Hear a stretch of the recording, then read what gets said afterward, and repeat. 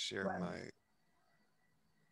Okay, yes, it seemed to be all Okay, good. and I played a little bit of a dirty trick on you. I changed my talk title at the last minute because we're Okay, supposed to be talking that's about fine. phylogenetics at this meeting. So I kept the space, but I added a whole second half because people always recommend overstuffing your talks. But actually, we're not going to talk so much about phylogeny. We're going to talk about what you can do kind of without phylogenies. All right.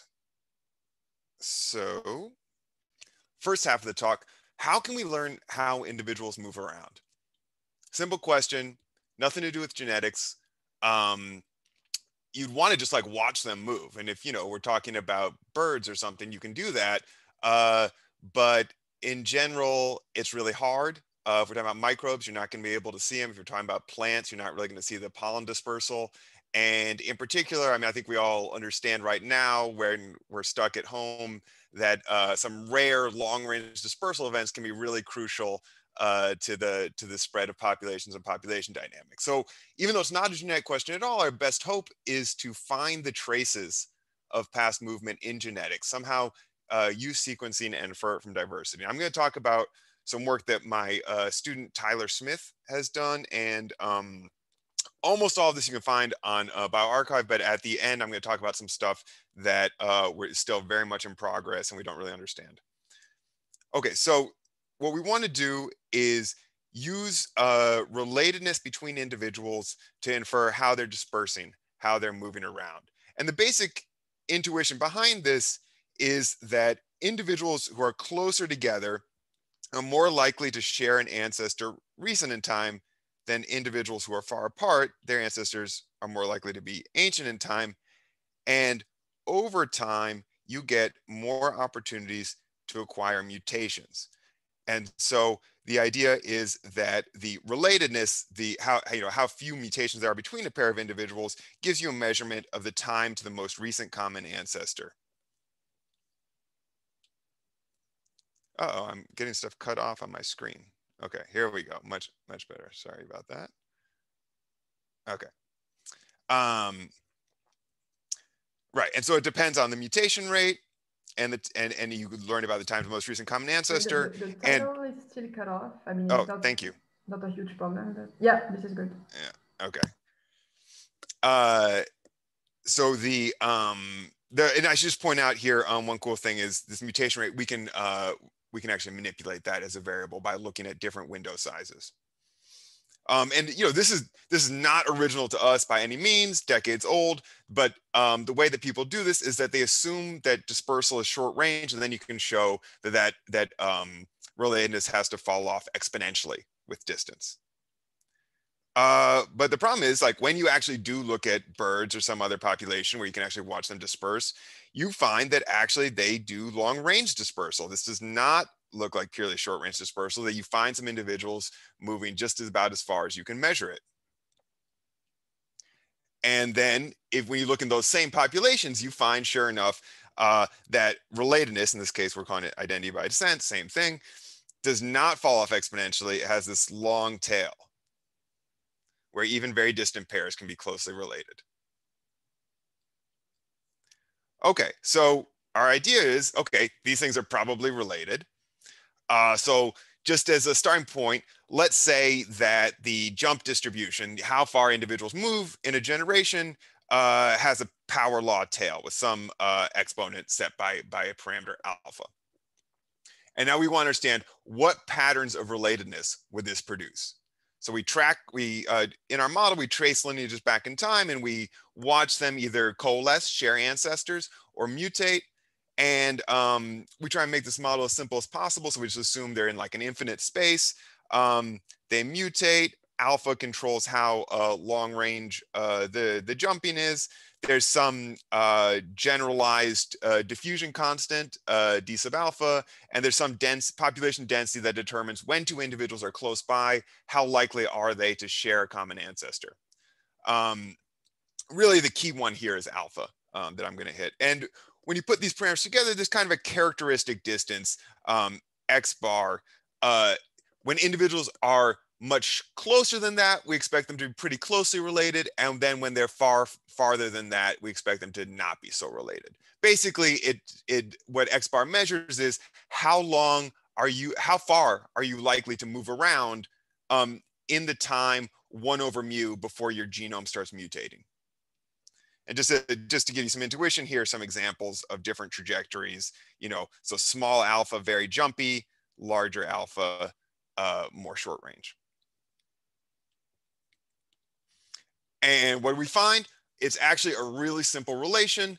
The tail of relatedness matches the jump tail. So the probability that individuals who are very far apart, now we call it homozygosity. Sorry, we keep changing terms, but this is how related they are.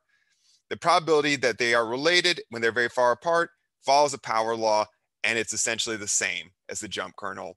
Essentially, what's going on here is the probability that two very far apart individuals are related is the probability that they happen to take a really long jump and meet each other, one of them, in that time 1/mu before they mutate. In this case, there's an extra +1 in the exponent to reflect the fact that these are 2D simulations. And so not only do you have to jump the correct distance to get to the other person, you have to jump in the right direction. In 1D, that it would just be 1 plus alpha. Interestingly, there's another power law that we see at short distances. So these are the individuals who are relatively likely to be related. And when we dig into this, there's an interesting pattern where whereas this power law is really set by a race between mutating at time 1/mu and coalescing, or finding each other and coalescing, the second power law is set by a race between finding each other and accidentally running away from each other. So the nearby relatedness actually does not depend very strongly on the mutation rate for a broad range of mutation rates. And this is true for a wide range of power laws. I'm just showing you, some that have super long tails, some marginal cases, even ones that have finite variance. So they convert, the central limit theorem applies. And so these are supposed to be kind of diffusive. And sure enough, when you look at the short range stuff, they do look different. The short range stuff is actually in the central limit case. But for long range stuff, we're outside the center in the central limit. And so we recover the power law behavior, and we see that it's truly not diffusive.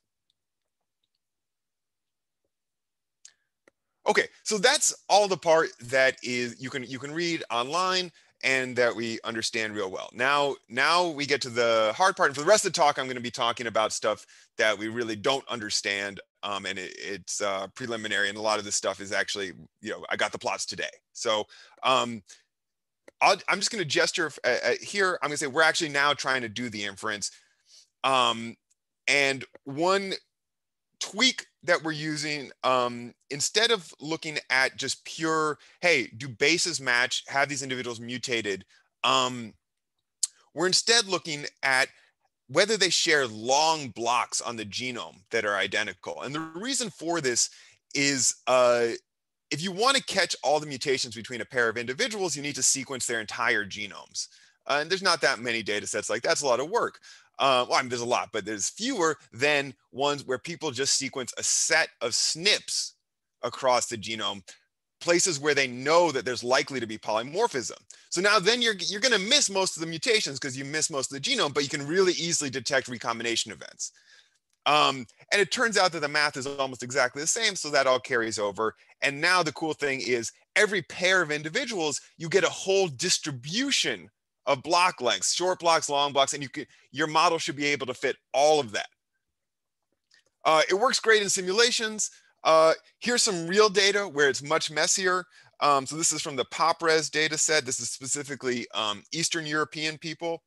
And here's our attempt. This is the distance between pairs of individuals in kilometers.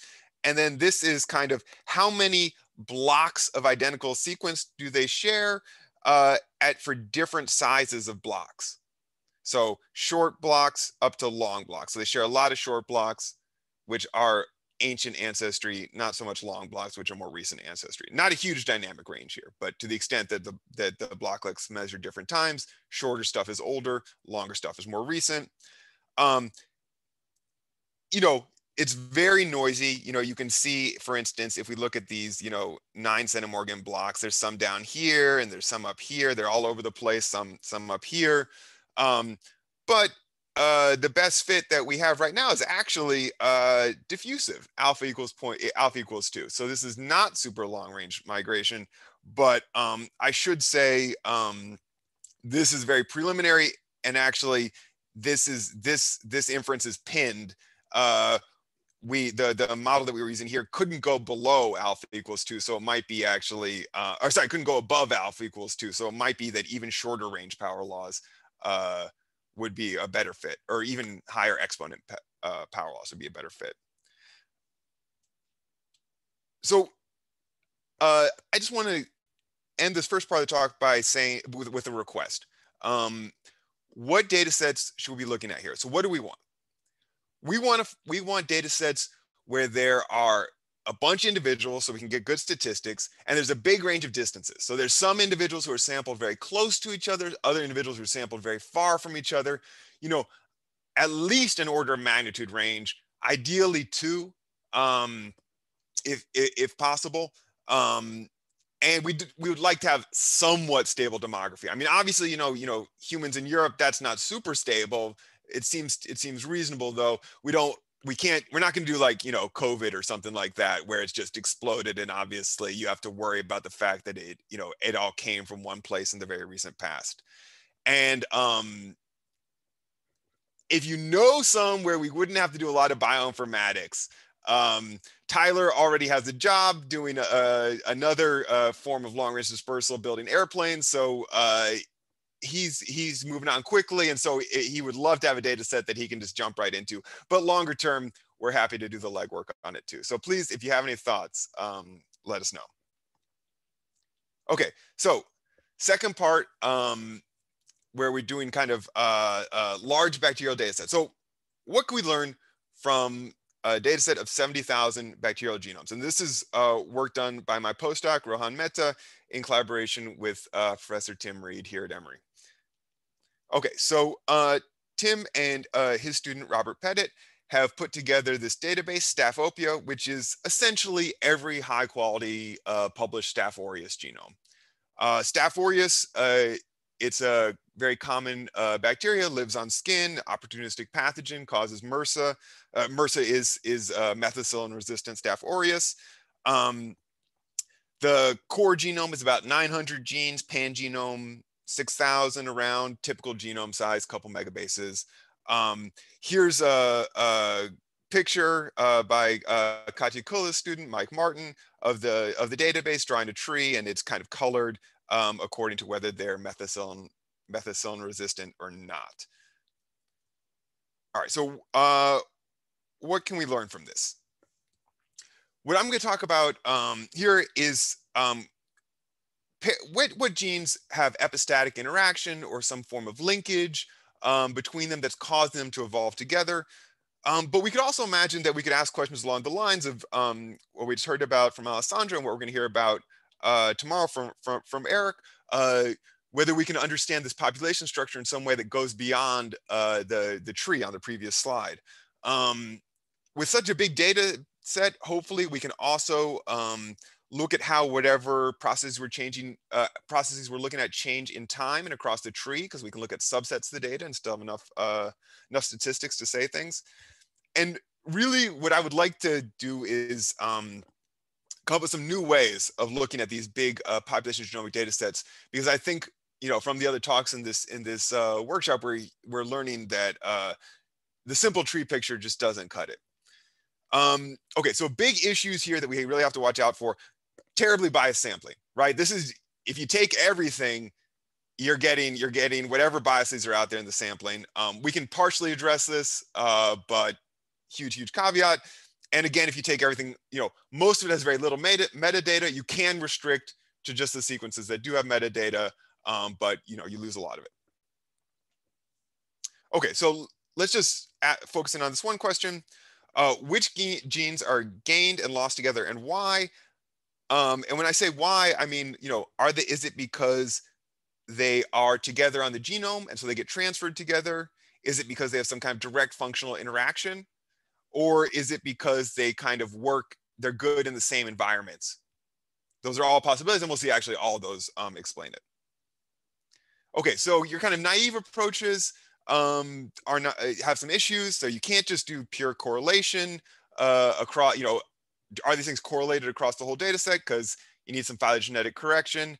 Maybe they're all correlated because there was one instance where they changed together and then everyone's descended from that.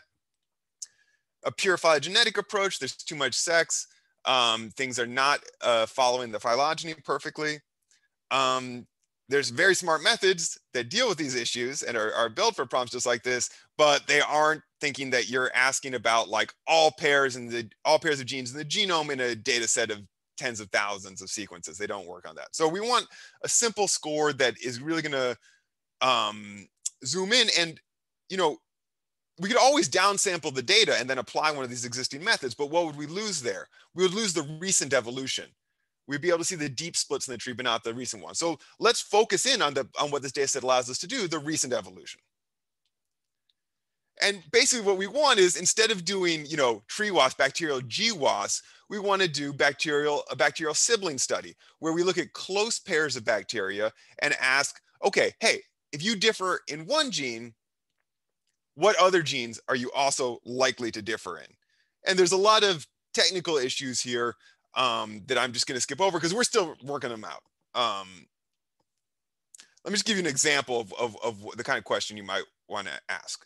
So, or the kind of a conclusion you might be able to draw. So here's an example. Two genes, CCRA, MECA, these are in the same cassette that gives methicillin resistance. And so, these are evolving together due to linkage. This cassette is transferred together. And if we look across the close pairs, let me kind of draw what we're looking at here. We're just comparing within things that are connected to the right of the blue line. You see that there is a lot of correlation between whether you have one gene and where you have the other. Okay, so pretty obvious, shows up easily. That's a really extreme example. More typical would be something like this, where you see, okay, there's a lot of places where these two genes match and a lot of places where they don't. If you look more closely, though, you'll see that the less common one, Blaze, is almost always, you never find it in an individual who does not also have MECR1. And this one is an example of correlated selection. These both give beta-lactam resistance, even though they're not too close on the genome. All right, so we can compute these for all pairs of genes in the genome, and we get answers that are similar to correlation, but not exactly. There's some genes that have high correlation because of a deep split, but not such a high score, and others that have reasonably high scores, but they aren't so correlated because there's something like the previous example. And then you can go through and you can find whole clusters of genes that all have high scores with each other. So here's some examples. We see here down in the corner, this is SCC MEC. This is methicillin resistance. Some of these others are carried by a phage together. So that would be kind of linkage. Others are functionally related. So here we've got some metal resistance in here. And if we look across the tree, we see that there is some parallelism. So the plot I just showed you is for one clonal complex, one group of related strains, and then we look at another group of very weird strains, and we actually see that some things show up in both, so that SCC MEC is there in both of them, although in the second group it's also connected to this big cluster, and the metal resistance is also there in both of them, showing up that it's evolving together. Okay, so that's just some examples, but really like we're just dipping our toes in this and we really don't have a great sense. So here the big request is, what should we look at? If you had this database, I mean, hey, you can use it too. What would you like look at? What do you think would be interesting to find here? Thank you. Okay, so thank you very much, Daniel, for the great talk. And now I welcome questions. So you can either type in the chat or speak up if you wish. So feel free to speak up now. Eric, I see that you... Hi, Daniel. So do you look at whether these things are co-occurring on the genome or not? Do you think there's a strong signal that you know, you're just transferring sets or deleting sets of genes together? Absolutely, in some of these cases, like the ones that are on the same carried by the same phage, or part of the same cassette, but others of these are really in different parts of the genome. And yeah, if we look at that example that I showed there, you can see that, you know, it doesn't look like that. They can't be being transferred together because one is way rarer than the other. It looks like, you know, you kind of get MECR1 and then you get Blaze.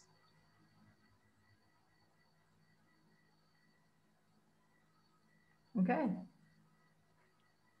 Cool. So any other, oh, I see a question in the chat. So Michael Manhurst is asking, he said he missed why you didn't want to do GWAS on this data.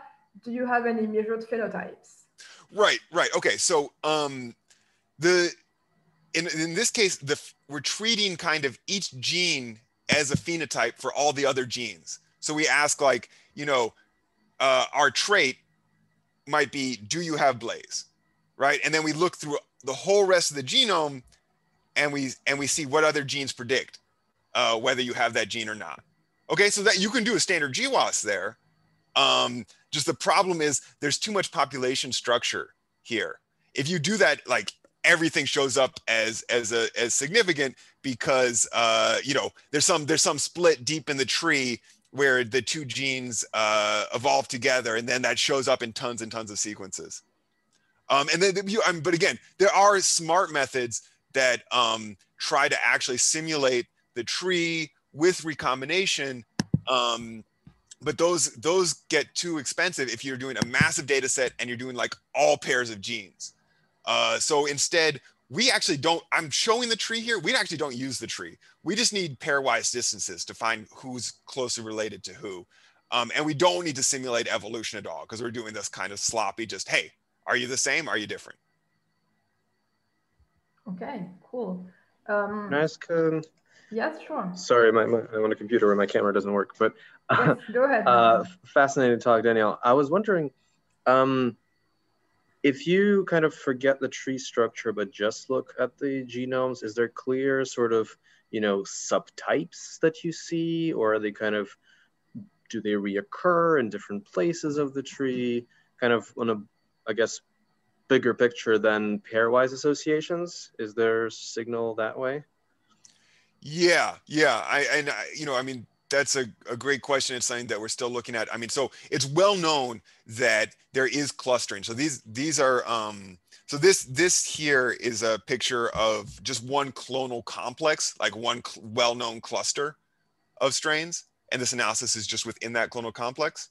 And then, yes, you do see kind of then across clonal complexes, like, oh, you know, everybody, you know, in different clonal complexes, you see the MRSA strains, right? Those show up kind of cutting across the rest of the phylogeny. Is that kind of what you're asking, or? I guess I guess I was interested if there's some, you know, if there's some functional association of genes that sort of makes sense. Do you see it reoccur, not as a kind of clonal cluster, but like, you know, independently rediscovered substrains or something like that? It's a vague question. I just, you know, you have worked with these kind of data more, you know, than I have. I always wanted to somehow get a better intuition for that. So trying to pick your brain here. Yeah, so I have no intuition yet. I got to say, but let me just say yes. This is when I first switched into evolution. This is what I thought it was going to be like. You know, you get a giant matrix of individuals by genes, and then you just dive in and look for patterns. And it's just such a pain in the butt to get data like that. So I'm so happy to have found Tim, and Tim is actually excited to let us play with it. Okay, but yes. So this is what I was trying to say is this is kind of showing exactly what you're asking about. Like these are two totally different parts of the tree, okay, of the overall phylogeny. And what we see is, like, if we zoom in, right, see, so MEC A, UGPQ, MAO C, MEC A, UGPQ, MAO C, it's the same stuff. Now, this is well known. This is the, this is SCC MEC. It's a very famous cassette that gets transferred around. But we're seeing some other stuff too that, also shows up across these different parts of the tree as co-evolving. Awesome. Not independently discovered, I would assume. It's always recombined, right? But it's transferred across the tree and not always transferred together in the same instance. Okay, great. Thanks. Do we have other questions? I see, for instance, Biswajet, you switched on your camera. Do you have a question? You're muted, sorry. Can you unmute? Yes. Thanks for this nice talk. And I'm asking for on perspective on plants, like what are if they're different phenotypes, but they are the morphotypes of the same species, or how to discover that if they're undergoing speciation or not. And sometimes what is happening, they share the same species, they're showing different morphology in a different geographical region.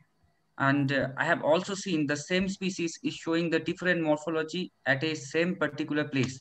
So are those species undergoing speciation, or because I did a normal Sanger sequencing of some coding and non-coding genes, and I was unable to find that. And when I did a population genetic study, I find that the particular species is like there is a huge fragmentation and genetic differentiation. So how to convert this data? Like how do I understand that they are similar species having the phenotypic plasticity, or they are different species? And the particular species basically I have found it in alpine region of Himalaya, entire alpine region in Himalaya. So I think this is closely related to the stuff that we were just hearing about from Alessandra, and that we're going to hear about from Eric. This question about who's actually recombining, who's actually having sex with whom, or conversely, when you get speciation, where the recombination shuts down. And I don't think we have a great answer to that, but it's absolutely something that we want to figure out. Maybe in Eric's talk, he'll point something for it. But yeah, I don't know. I think it's super interesting. Yeah, like that is why if organizers allow that, I want to show my posters, because I was traveling in between and I was unable to. But today I want to submit as a poster to present that if anybody can have an input on my data.